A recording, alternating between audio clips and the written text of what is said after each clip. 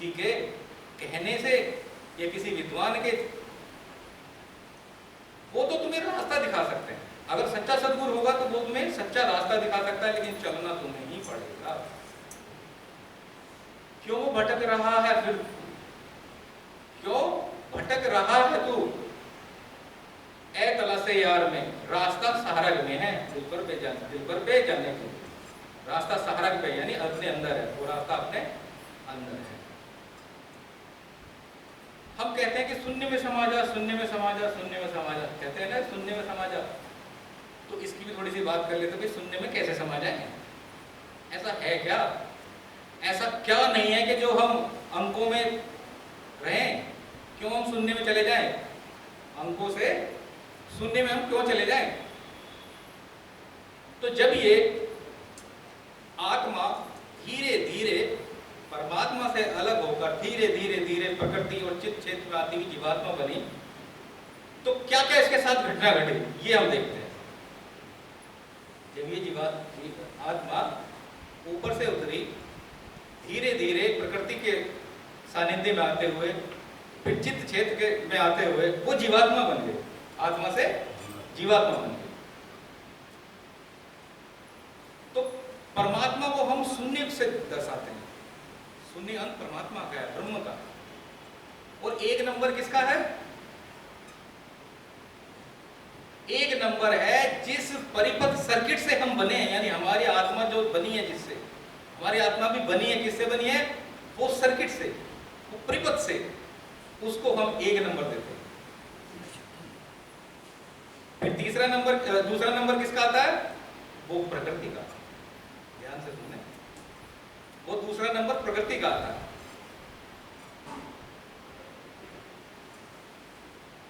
फिर तीन क्या है?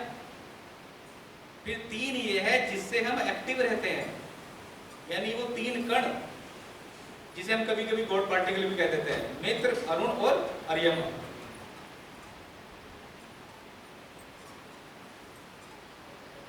चौथा ये हमारा चित्त, मन, बुद्धि और अहंकार, ये चार चीज। पांच हमारे तत्व, पंच तत्व। छह हमारी सुषुम्ना नाड़ी का सहस्त्रदल, पंखुड़ियां। सात हमारे शरीर। आठ हमारी अष्टधा प्रकृति, अलग अलग प्रकृति। और नौ हमारी शक्तियां, नौ निधियां, नौ शक्तियां जो एक संपुट के रूप में रहती हैं। अब जब ये आत्मा जब ऊपर से उतरती चली आई, तो ये पहले अपने सर्किट में आई, फिर प्रकृति के रूप में आई, प्रकृति के सानिध्य में आई, फिर तीनों चीजें मिल गई, फिर चित्त का निर्माण हो गया, चित्त, मन, बुद्धि, फिर पांचों तत्व मिल गए, फिर छह सहस्त्रदल कमल का निर्माण हुआ, फिर सातों शरीर हमारे ऊपर चढ़ गए। इसी तरह से चढ़ते चढ़ते कितना वजन लद चुका है, ये देख रहे हो आप? कितना वजन लद चुका है, कितने अंक हमारे ऊपर हावी हो चुके हैं।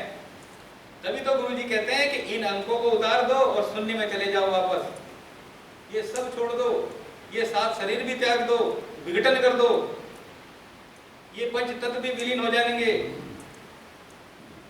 और ये चित्त, मन, बुद्धि ये सब खत्म हो जाएंगे, ये तीनों गुण भी सब खत्म हो जाएंगे। और फिर उस मूल प्रकृति में होते हुए, उस सर्किट को पार करते हुए, यानी अपना अस्तित्व भी खत्म करते हुए उसको शून्य में समा। अंकों का खेल कहते हैं ना, अंकों के चक्कर में पड़ना, तो यही है। अंकों के चक्कर में ना पड़ो, जाके शून्य में समा जाओ। यानी जिस घर से हम आए हैं, निज घर रहे हैं, उसमें हमें मिल जाए। इसकी चिंता ना करो संसार की। संसार में तो ये रह पै मैं छह चलती ही रहेगी। जैसे वो घोड़ा जो है, वो उस शोर में ही पानी पी सकता है, अगर रहट बंद कर दिया तो पानी नहीं पी पाएगा। इसीलिए संसार में रह मैं पै जो है वो चलती रहेगी, वो चलती रहेगी। जैसे कमल का पौधा है ना, उसका कितना बड़ा लक्ष्य है, वो एक बहुत बड़ा संदेश देता है। कमल का पेड़ पौधा देखा है ना अपने जलाशय में, वो बहुत बड़ा संदेश देता है। क्या संदेश देता है? कि उसमें थोड़ा सा जल भरा तो वो अपना विकास करके वो बाहर आ जाता है। फिर अगर और बारिश हो जाती है तो वो फिर क्या करता है, अपना विकास रातों रात कर लेता है और वो और ऊपर आ जाता है।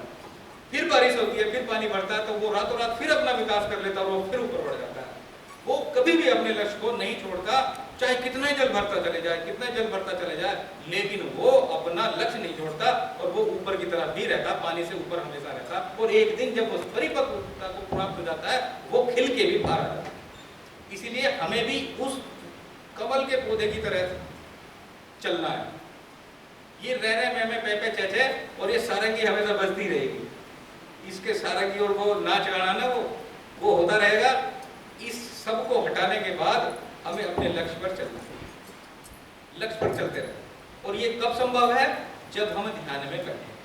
ये हमारी जैसे वापसी आई है ना, वो जैसे हम आए हैं तो वैसे वापसी कैसे होगी? केवल वैसे ही हमें जैसे जैसे हमारे ऊपर वजन लदा है ना, वैसे वैसे फिर हमें वो वजन उतारते हुए चलना है।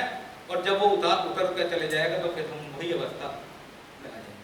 फिर हम देखेंगे कि पर्दा हटा आँखियों को निज स्वरूप दिखलाया। फिर हम ये जानेंगे, अरे ये तो मैं ही था, ये तो मेरा ही स्वरूप था, ये तो सब कहानी सारे किस्से प्रयास सब उसी के ही रह गए थे, ये अपने आप को जानने का ही रह गया। और ये कब संभव हो सकता है? ये तब संभव हो सकता है कि जब हम गुरु जी के चरणों में सानिध्य में बैठकर तो ध्यान योग करें, घर पे करें, यहाँ करें। यहाँ तो चलो मास में एक ही बार अवसर मिलता है, परंतु घर पे तो आपको रोज अवसर मिलता है, तो वो रोज अवसर का फायदा उठाएं। यहाँ तो 10 से 11 का इसलिए रखा है कि वो जिसको कोई दिक्कत है वो आके पूछ ले, समझ ले। और मैंने एक बात पहले कही थी कि गुरुजी कभी किसी के लिए अपने लिए नहीं आते, वो किसके लिए आते हैं? हमारे लिए आते हैं, जीवों के कल्याण के लिए आते हैं। आपने ब्रह्मोध में पढ़ा होगा तो उन्होंने एक बात लिखी है, क्या लिखी है? कहता हूं कह जात हूं, बिगुल बजाऊं घाट, अमर भेद सत्यनाम बिनु, जीव काल के घाट। मैं तो घर घर बिगुल बजा रहा हूं, मैं तो घर घर जाके कह रहा हूं कि अभी भी जग जाओ, अभी भी लग जाओ ध्यान पे, समय कम है। वरना उस अमर शब्द के बिना, वो अमर शब्द कौन सा है? जो हमें ध्यान यात्रा में मिलने वाला है, जो हमारे घट में प्रकट होने वाला है, आत्म ज्ञान, उसके बिना ये जीव काल के ही घाट पर रह जाएगा, यानी काल के ही घर पर रह जाएगा। और काल का तुम्हें पता ही है, काल की तपशीला कितनी भयंकर है। रामदेव साची कहूं, निज घट स्वरूप पिछान, सत्य मार्ग निज घट भय, पावई संत सुजान। तो वो तो कह रहे हैं, बिगुल बजा बजा के कह रहे हैं, लेकिन हमारे कान में वो बिगुल सुनाई नहीं दे रहा। क्यों नहीं सुनाई दे रहा? या तो हमारे पर्दे अभी हटे नहीं है, या हम हटाना नहीं चाहते। और हटाना इसलिए नहीं चाहते क्योंकि हम वही सुनना चाहते हैं,